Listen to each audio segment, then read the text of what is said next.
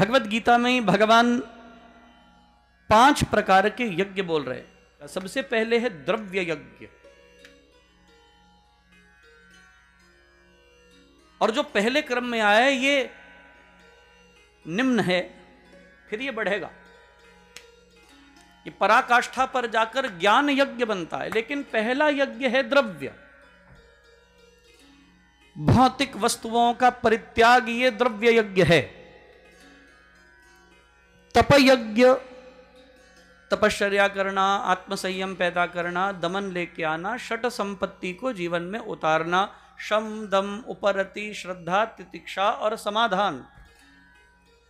भगवान इन षट संपत्तियों के अंतर्गत आने वाली सारी साधन क्रियाओं को, उसको तपयज्ञ बोलते हैं।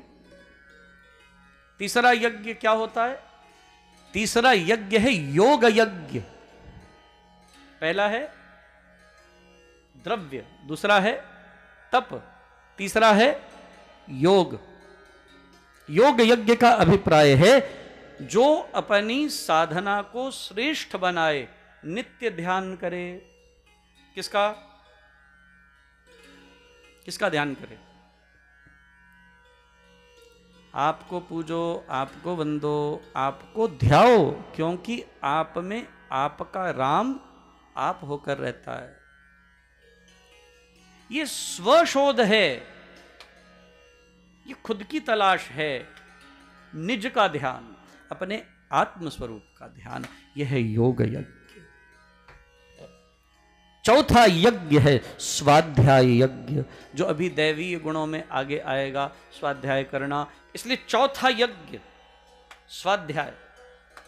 स्वाध्याय शब्द का विच्छेद कीजिए, स्व अध्ययन,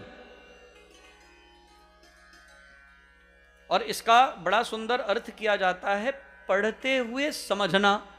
और भगवान कहते 5वां यज्ञ स्वाध्याय के बाद ज्ञान यज्ञ आता।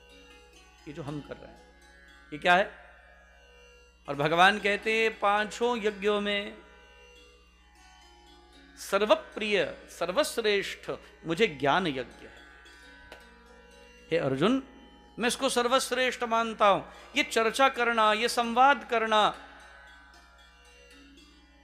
ज्ञान युक्त होकर ज्ञान का प्रचार प्रसार करके ज्ञान आलोकित कर देना सबको, ये मेरी सर्वश्रेष्ठ उपासना है, और ऐसे यज्ञ को मैं स्वीकार करता हूं।